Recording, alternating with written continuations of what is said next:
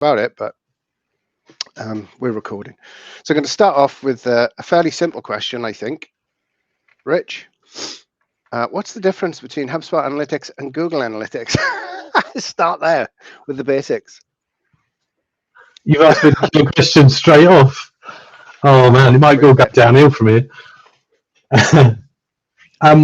So I'm pretty well versed in Google Analytics 4. I suppose I'm in the blue corner with Google Analytics 4, and perhaps Tony's in the red corner with HubSpot Analytics.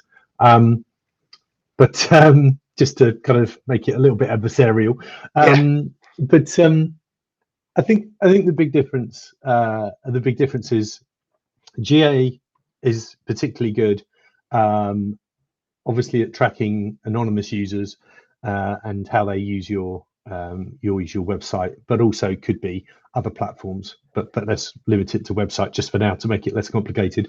So really good for traffic and conversions, and then understanding channels. So if you pumping all your marketing efforts into Facebook, is particularly good at keeping all of those things quite accessible. Whereas, and I will speak for HubSpot in this instance, because obviously I've revised this question somewhat. So the HubSpot is really great at attributing activity to your actual sort of user activity, to your marketing activity, and their position in the journey of your interaction with them. Whereas because most of the interaction in GA4 will be anonymized, you're not going to get that at all, and it doesn't matter how you could potentially do token data and stuff like that, but that's quite complicated. But yeah, out of the box as well, of course, GA4 is quite limited to its visualizations, whereas HubSpot Analytics gives you a wealth of information, and obviously it can then generate reports based on all of the values that it records, and this is where the power is. Obviously, it can then apply that to activity within the user, the sort of customer journey and the relationship with you, the client or the marketer. Depends on how you've got your HubSpot set up. I think we got a combination of clients and marketers on the call. Let me know in the chat whether you're client side or agency side, so we can perhaps dictate the rest of the chat, and know, Leanne, your client side. What could take me? Let me bear with me a sec, Rich. Go back even one step further. There's a great difference. I not even appreciated that previously. Perhaps HubSpot provides the context as much as anything. But what's literally the difference? I've always wondered why. If I look at Google, my website numbers say one thing, and if I look at HubSpot for the same period, my HubSpot numbers say something else. Do you know why that's the case? Well, yeah. So, in fact, if you put any analytics package on your website, Google Analytics, Google 360, HubSpot, or any one of the other millions of third parties, Adobe Analytics, so many people provide analytics, they're all going to give you a different number. It's literally as simple as that. And the reality is, it's not just the way people track things. It can also be down to things like definitions and timings and all sorts of technical issues. But I think one of the probably the simplest one is just literally, imagine if you've got your JavaScript tag firing at a certain place in your page, certainly from the top to the bottom, it's going to give a variation in the amount of traffic it will record. Most analytics tag fire in the head these days, which means that it will always record pretty much all of the traffic. But some analytics package have in certainly in the recent past have been actually fired lower in the page, and they will definitely report less. So there is definitely always going to be discrepancy between one to the other. I think one of the great things about the case for more analytics rather than less is to have some sort of dual counting to make sure that you're you're getting the best view you can. So if one says you've got 500 users a month and the other one says you've got 10,000, then you've probably got a lot to worry about, maybe. But if one says 500 and one says 550, you're probably operating in a very similar area. So yeah, I think there's pros and cons for that particular approach. And there's no question. You've not said anything there about accuracy. You can't say Google is more accurate or HubSpot's more accurate or anything else. It's about the methodologies. It's just about the way it's constructed. Mainly, and obviously the implementation. Yeah. Okay. So, well, I don't know. I'm happy to sit here and shoot questions at you, and obviously take any questions from the room if anybody does have any questions for our little topic.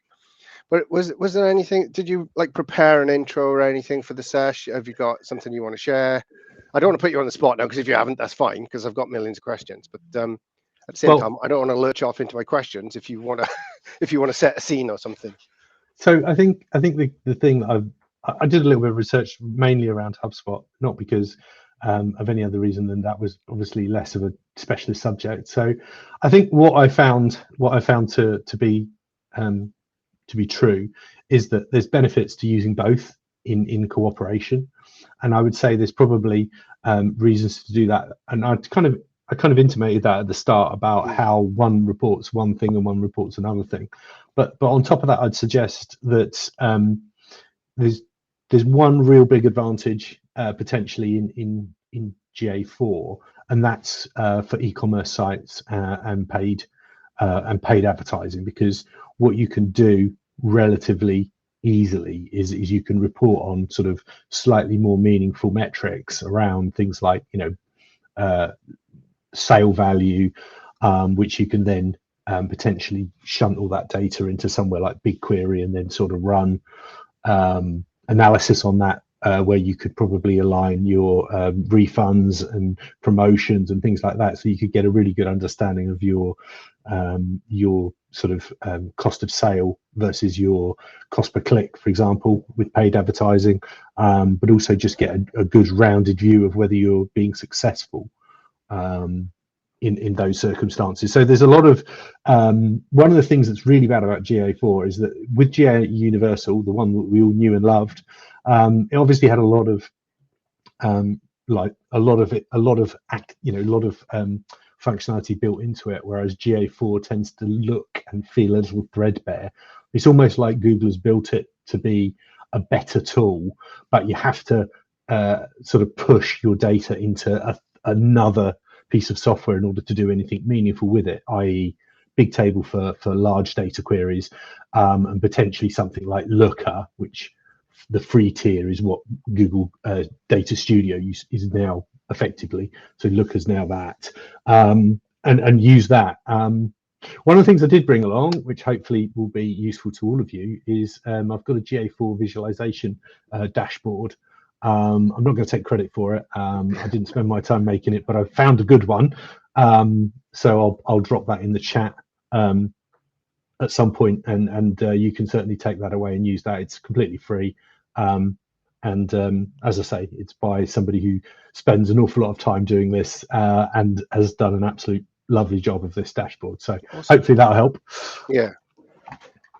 What's the impact of this all? So there's quite a few changes coming down the road around data privacy, third party, first party data, even emails. It looks like are being tightened up this year with Google themselves, Yahoo, announcing that you better get your email house in order. And HubSpot, I know, is doing a lot of work on that side of things.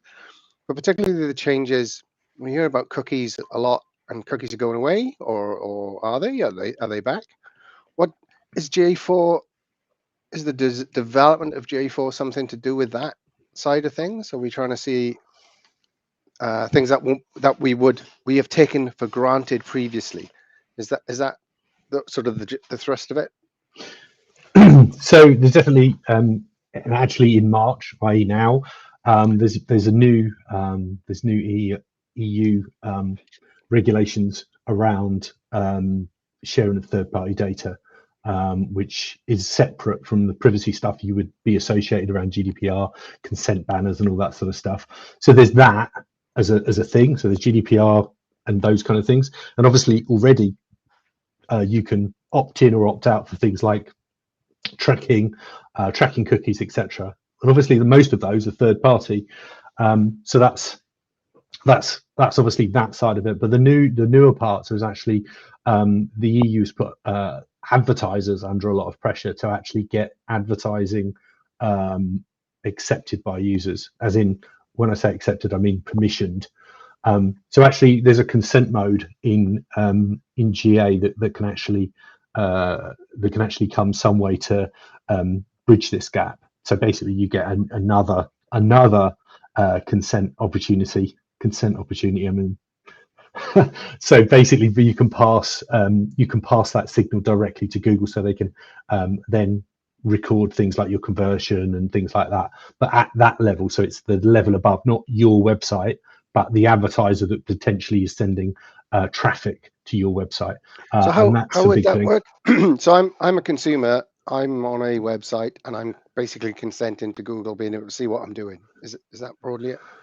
I mean, it's broadly that, and there's also, as you say, the third-party cookie thing. So that's kind of going away slowly, and at some point, that all that consent stuff's going to have to happen. Certainly for Google advertising to you is going to have to happen at a website level, but without third-party cookies, so you won't be able to store it effectively. So that's going to be fun. And then obviously Google needs to work out how it's going to attribute conversion as well, which is actually the centerpiece of Google advertising, Google search advertising. So yeah. So I mean, just to like jump forward a few steps and go straight into the application. I think the thing with GA4 is it's got some of this stuff set up in it. It's got consent mode set up in it, and you can activate it, and you can also link it to your paid ads Google Ads account.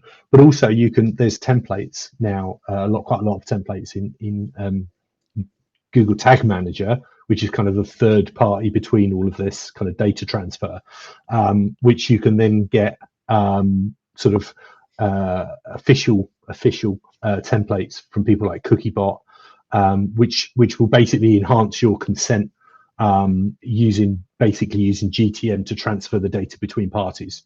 All of a sudden, that's quite powerful and actually quite easy to do now. So it's slightly less worrying as a marketer. I've found one of the things I've found a little frustrating about GA4 is that there's some stuff you get out of the box, certainly more so now. There's a lot more variables that it comes built with, the variables built in, so you don't have to do custom variables. So you set up custom variables, although you still do for some types of forms and all sorts. So that's always been a little frustrating and actually really difficult. It sort of tends to stretch people's technical knowledge, and actually developers are more sort of set up in that environment, and then adding to that, then applying it through Google Tag Manager, GTM, and maybe data variables in the data layer is again very technical, and not all marketers are either happy or comfortable in that particular area. Obviously, if you've got developers, then that's kind of okay. You can muddle through. So yeah, there's a lot of things going on there, but the long shot and tall of what I've just said is that there's some options in GTM. There's templates, there's Cookiebot templates and things like that for consent, and shouldn't be too onerous to set it up now. So yeah, I think that's some good stuff. So I'm guessing the HubSpot's focus on first-party data. So what I mean by that is you're tracking in HubSpot Analytics, you're tracking down to the contact level. So that'll be somebody who they're registered to you, as it were, they were in the CRM, and they've given you various options for various communications, whether that's the sales communication, marketing communication, and so on. So the first party data in HubSpot then really does complement the third party stuff that's going on in Google. When you talk about bringing these two things together, bringing HubSpot and Google together as a package, as an analytics package. Is that fair? Well, I mean, the attribution modeling and that for Google Ads is third party, but actually analytics cookies, although they still need consenting, they are first party because it's domain based. So all of your tracking is domain based, therefore it's you, so it's first party. It's not another person tracking you on your website. So that would imply, well, not imply, that is the definition of third party cookies. So so from that perspective, both can be beneficial still in that environment, but you do need to have proper consenting. So I was sort of imagining or building a picture in my mind of a longer perspective. You know, you can see your customers further away, if you like, coming to the site, maybe from an event basis, or just you know, landing, spending time bouncing and all those kinds of things through your funnel, through whatever conversion funnel you've got, into becoming a HubSpot contact, where I know their first name and their second name and their, or last name rather, and their email address, and maybe, you know, other questions or other pieces of data that I've acquired. Is that the way it would work? Is that the way you would use it in terms of sort of the journey, tracking the journey, or have I got is that too simplistic perhaps? I mean, it's all going to go back to if you've managed to get the level of information on that particular client. So if you've managed to get them as a contact in the CRM, then you can start that level of kind of more interesting tracking. You can never really do that with GA4. Okay, I'm just asking, just encouraging anybody who's listening to ask any questions. It's not meant to be just me talking to you. We're able to hopefully take all comers, if there are any. So we've sort of got to the point really, which is we are advocating for the use of HubSpot and Google Analytics together, as opposed to one or the other. Are there cases where HubSpot is better and there's no point in involving Google, or Google is better, there's no point in involving HubSpot? Are they always better together? So I would say probably they're always. I think the probably the easiest answer to that is if you're in an environment where you know, high speed is you know, page speed and things like that is of the highest importance, then perhaps there could be a case for not wanting to take the payload of both analytics packages. I mean, the payloads aren't massive, but when you're really finding a page and you know you want to deliver it very fast, that can sometimes be an issue. But I would say in general, sort of, you know, the kind of payloads we're talking about tend to be acceptable.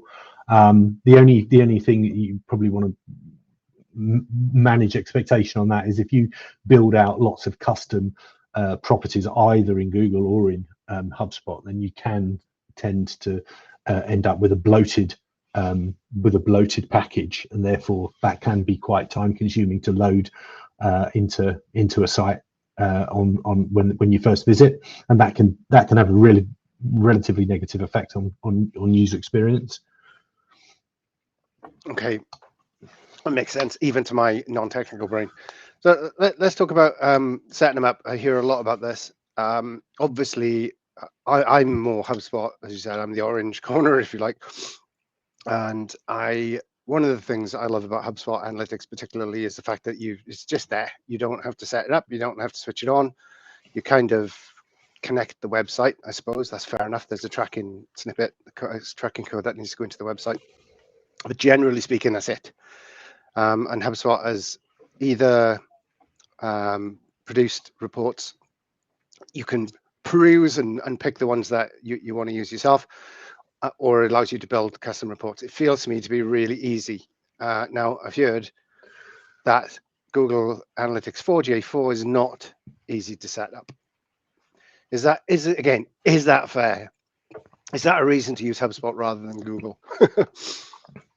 I mean, I think I've kind of had the narrative going in this conversation about, you know, GA4 can be slightly more technical to set up. I think it's a little bit easier than it used to be because they've got templates and they've got more out-of-the-box data variables which you can use quite easily, and they kind of feel like they set up in a kind of way that makes sense. Having said that, you know, but actually that's just giving you the same sort of data as you get with HubSpot. Now, obviously, HubSpot's got its own particular way of tracking things like users and specific users if they're in the CRM and things like that. Google just doesn't do that, and it just doesn't do that because it's anonymized data. But there's most of the other things, they are comparable. I suppose even when they're not comparable, the absolute fact is you can set up custom variables in both packages. And if you're using something like GTM to pass data, then you can pretty much set them up equally or as advanced in an advanced way as you want to. So I would say the basic setup is obviously, it can't be any easier than that.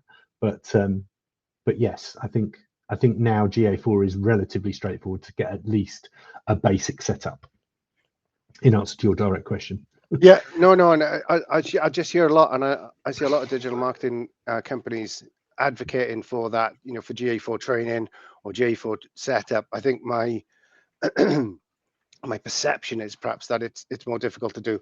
I've not really used any Google Analytics since HubSpot came along, just because it's so easy. And I think the other thing is, my requirements of analytics are relatively light touch anyway. You know, I sort of just want to see traffic, sessions, sources, you know, the usual things.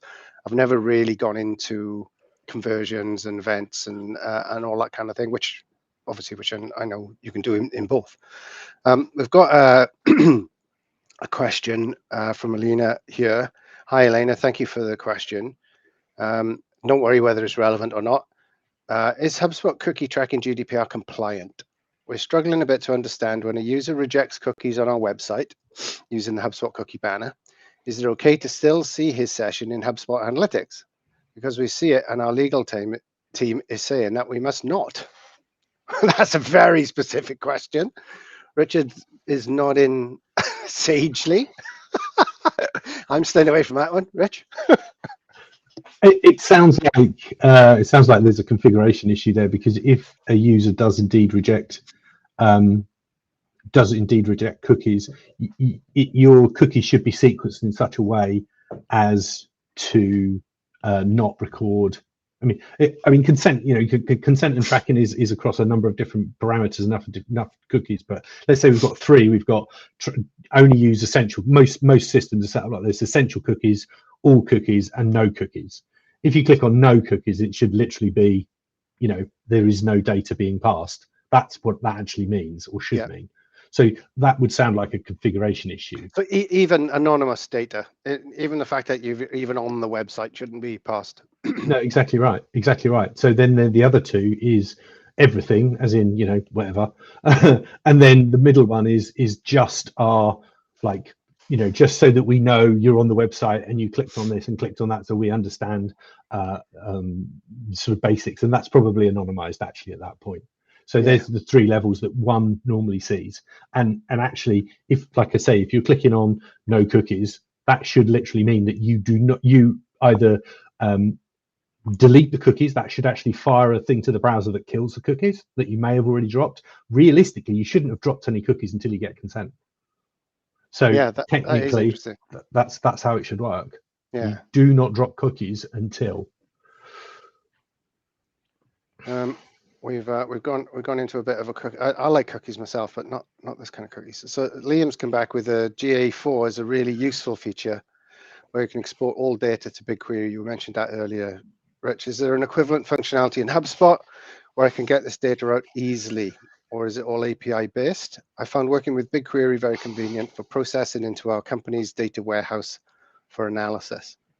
So I'll touch on that quickly, because we're actually a partner with a company called Databox, and Databox and HubSpot work really well together, and it's exactly the same thing, where basically Databox connects to all of the HubSpot APIs, and then allows you to visualize what's going on far more powerfully, really, than is in HubSpot. Say, for my purposes, I've never needed anything more than HubSpot anyway.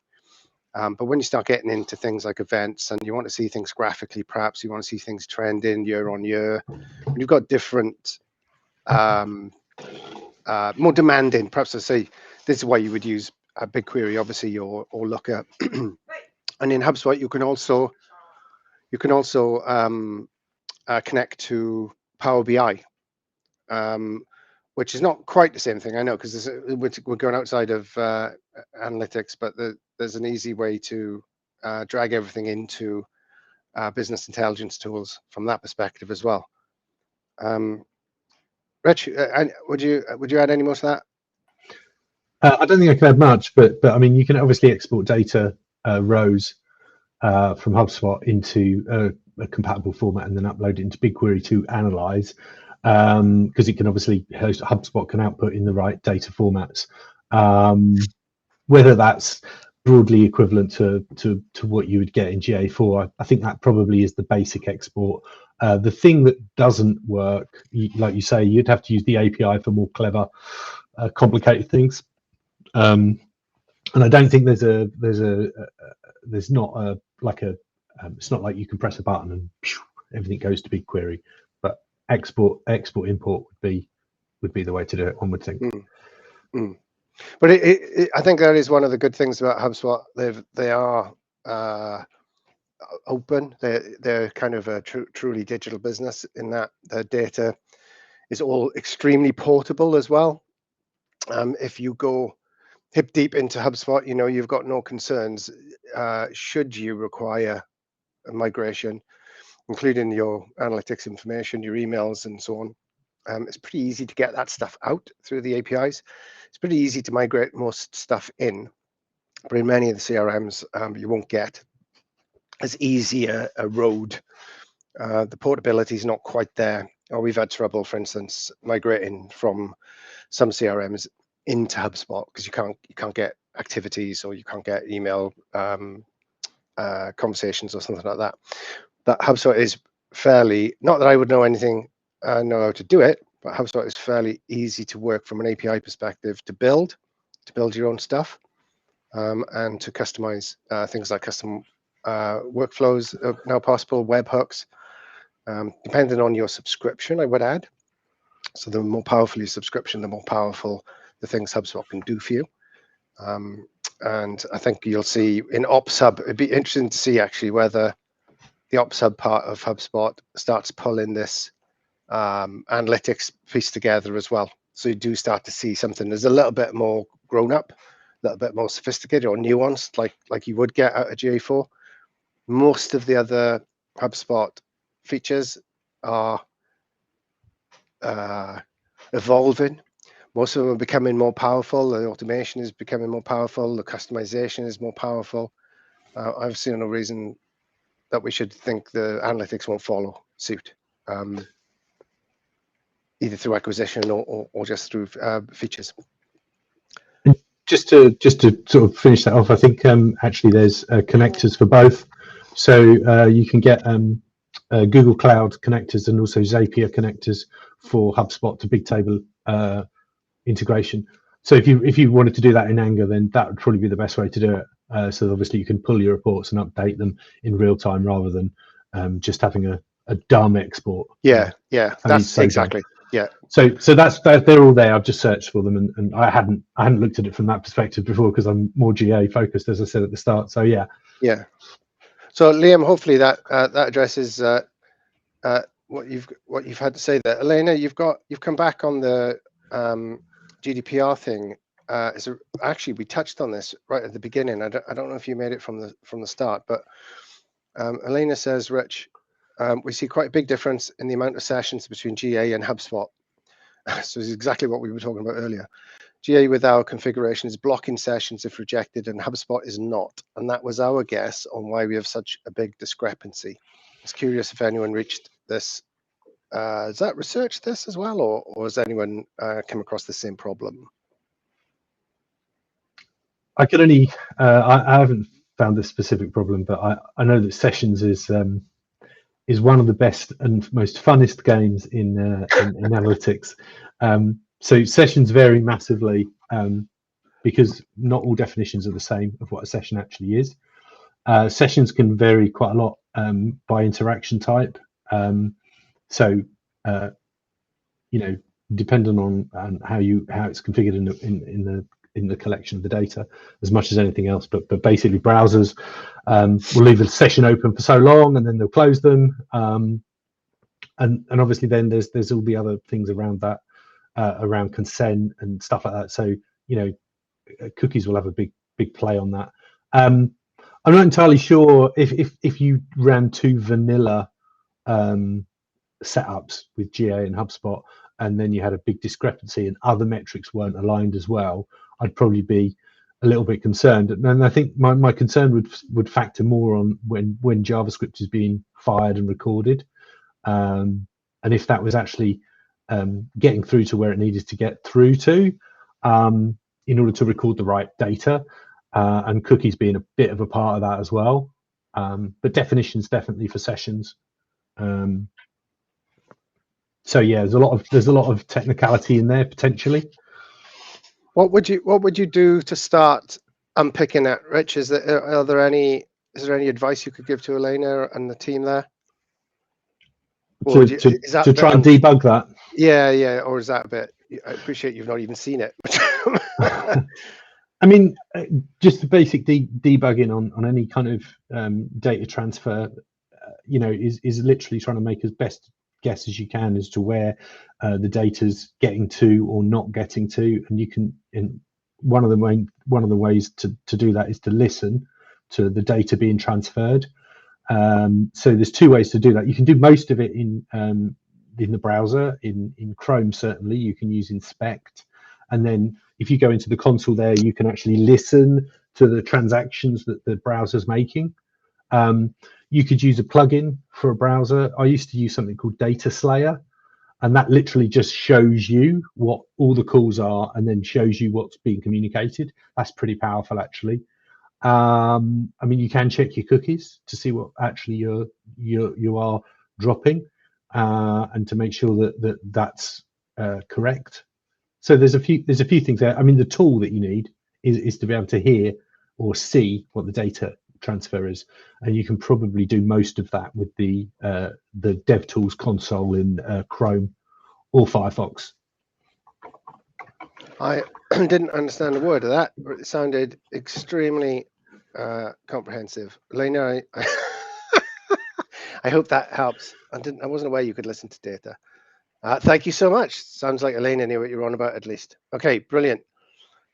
So if we can extricate ourselves from the depths of the technical again a little bit, what would be a typical workup, Rich, that you would want to see the combination of HubSpot and Google Analytics apply into?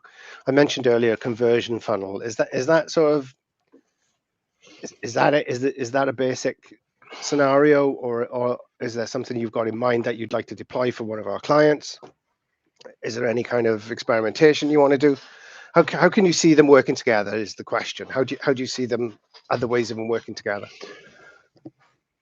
So there is one of the most basic, and we've talked about this a couple of times in this conversation about, are my numbers about right across the two platforms? Am I getting the right conversions through, and are the locations of those conversions true? So let's say you've got a contact us form. Can you tell which pages are actually firing off that transaction? And is it just, so let's say I come from the homepage to the contact us page. Is that the most normal route? So routes and things like that you can start to build up what the customer journeys look like. GA is probably very good at that, actually, or certainly reasonable at that. But you can track it as well, so you can actually say things like referring URL as part of the data transfer, and some of that's actually pretty straightforward to do. I mean, obviously it's not basic, but it's like the first level of intermediate, I would say. So you can start doing that in GA, probably easier maybe than HubSpot. But obviously the great thing about this as a whole is that most of the stuff in GA, somebody's hacked it already because it's free. whereas HubSpot's a little bit more specialized. Obviously, there's free tiers in HubSpot as well, but most people running 80%, 90% of the world's websites use GA because it's free. So there's always that, and there's a lot of tuition and support around it. So I'd say they're good parts of GA. But ultimately, look, putting them together and using them together to see different data is probably the kind of the good bit. And then obviously corroborating, and then corroborating the funnels and things like that to make sure you're capturing the right data. So if I were as a HubSpotter, and I'll keep it relatively simple again. So I'm monitoring my blog traffic and conversions from CTAs and on the blog, articles, that kind of thing, and I never reference Google. I'm not going to have any problems, and vice versa. Basically, they're completely standalone. They can work completely independently of the other. You don't need both of them. That's for sure. Like I say, the only benefit would be is one corroborates the other, so you would know that your data's there or thereabouts. You could argue that if you set up HubSpot correctly, then or GA correctly, then there's absolutely no need for the other. In all honesty. Yeah. No, that's interesting. Okay. Right. We're coming up towards the end of the time I'd allocated. I don't know. Before we wrap up, I'm going to ask a very leading question that Richard's unprepared for to finish off. But if anybody has any questions before we lose him, before we finish off, please stick them in the chat, and we'll do our best to answer them before the time's up. So, Rich, I'm going to ask you to look into your crystal ball.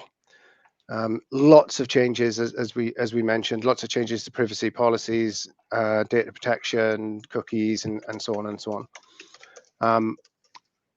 Clearly, the advertising industry, especially, is massively dependent. Oh, thanks, Rich. Massively dependent on Google, on analytics, and all that kind of stuff. That's how they make their money. Can you ever see? Well, no. Let me put that another way. What's the future for that relationship? What's the future between advertising and Google? What's coming down the pipe? What are the sorts of things that they're talking about maybe in a year, 5 years, 10 years time? In terms of sort of advertising and data? Yeah, just what? Yeah, exactly. Yeah. I mean, it's difficult to see a point. I mean, there's a lot going on at the moment that's actually going to affect this. So you could argue that Google search itself is going to change massively because of AI. Honestly, at the moment, I mean, my background's in search engine optimization, so I've been pretty close to this for quite a long time. And I see AI potentially changing how we all use search in a completely different way. I mean, there's been a massive movement over the last few years, or certainly the last 5 or 6 years, towards, and even from the inception of Google, to be fair, instead of it being about find me a page on that answers sort of this kind of data, this kind of subject, more to be answer me a question, like, how God, I don't know, how much does it cost to, how much does it cost to lay a drive on my house? Those kind of things. It's all become about those kind of things, and Google's become a lot better at asking and answering those questions, and websites have done the same. They've aligned their data and their stuff and their expertise into those kind of easily digestible formats. But that's going to be taken to another level with AI, and all of a sudden it's kind of like we need the web to provide the data, but actually, realistically, does Google need to crawl the web? Does the web need? And it's becoming a bit of a problem as to what we actually need search to do. So that's going to be really interesting, which may make all of these questions completely null and void, because it might be that we see a massive drop in Google search, and then things like paid search advertising will correspondingly disappear, because it's a volume play.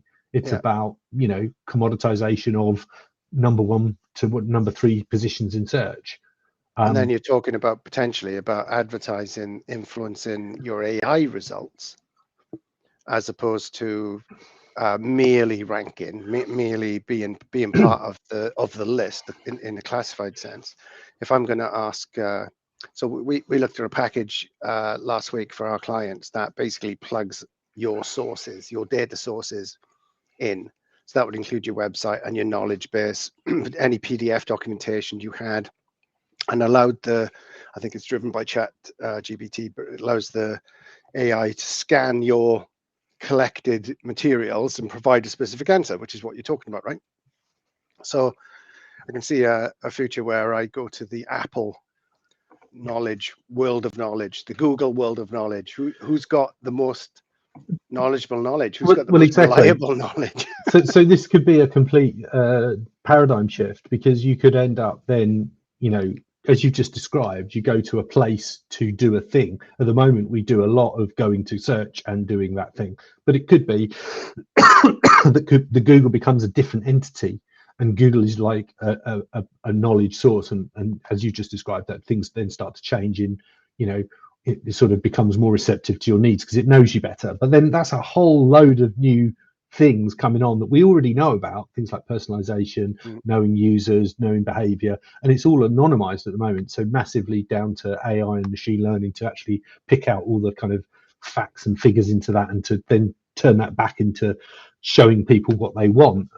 But actually, blimey, I mean, you know, look at Facebook. I mean, they're a massive network with a massive audience, and it's captive. It's internally walled. It's not open. So if you've got an e-commerce business and you've got a store on Facebook, as a for example, you kind of get away from all this stuff because your audience is inside that, and you've already done all that privacy work, and you've also done all that trust and authority and all that jazz, and then you privilege access to people who want to sell stuff into that environment. So, you know, there's another way that we completely change, and that's already in play. So, you know, there are lots of different ways that this could turn out, and that might change how we use data, you know, and how we interact with the internet. And that's kind of, it's almost a bit scary after it being so the same for so long. It's like 100%. And I go back. Yeah, I remember when it first started. The call was it was going to revolutionize advertising, particularly, you know, the internet. You're going to pay by results, pay per click. And while that's strictly true, I suppose it's not what we anticipated it was going to be. You know, it's becoming increasingly sophisticated, I suppose, but you can see AI is only going to take it on, but equally ask probably even more questions than we got. I think AI is another session for the Hug. By the sound of it, we should open that up perhaps and have a deeper conversation about potentially what's coming down the line. Can I just say one thing on that? Yeah, AI, please. Really quickly. I know that I've not been very quick so far, but anyway, just on that one thing, AI is really interesting because Google's been using AI in the background for a long time, and things that look like AI, like machine learning and stuff like that, it's not the same, obviously, but it's much of a muchness in terms of the results. So Google's been using that in the background. The big thing now is it's almost like they've given us the keys and said, well, here you go, here's the keys to AI, you go and use it. And obviously that's fundamentally changing how people then think about those things and how they use it to do what they want to do, whether it be automating tasks or getting information or whatever it is. So that's, I think, the change that we're all experiencing at the moment is all of a sudden potentially everybody's got access to AI. And obviously everybody who's in HubSpot and Google, they're all productizing it. So how do you use it in HubSpot in AI? Then it might be that it creates your blog posts or your ads or those kind of things, helps you in those ways, which I think most marketeers are using GPT-4, Chat GPT-4 anyway, and have done for a long time. And it's actually, I find it really useful for those kind of things. Nothing better than a human oversight, though. I just think that's really interesting, that change in itself has been fundamental. Yeah, it's a very good point. And you mentioned HubSpot. You know, Dharmesh has famously picked up the AI baton and has run with it with HubSpot, and the pace at which ChatSpot, not the most original name in the world perhaps, but the pace at which it's developed, and now you see it, like you say, as a product, you know, a blog product, an advertising product, an email product, in HubSpot is absolutely fascinating. And I guess we're not that far away from an entirely natural language-based CRM. And by that, I mean a CRM where perhaps you don't have to have quite as much admin skills and automation skills, because you'll be able to ask the CRM to do the thing for you that you wanted to do. through natural language, rather than programming a workflow or building a report. You're already able to use AI to build reports in HubSpot. And I see that, you know, that's going to be a kickoff for CRM generally. It's going to, as ubiquitous as we might feel it is today, it's still got a massively long way to go, particularly for small business. And that'll be it. You know, everything will have a CRM running with it, I'm sure. Anyway, thanks so much, Rich. I hope you enjoyed it as much as I enjoyed listening to you, and hope the questions weren't too hard or too easy. And thank you, everyone, for showing.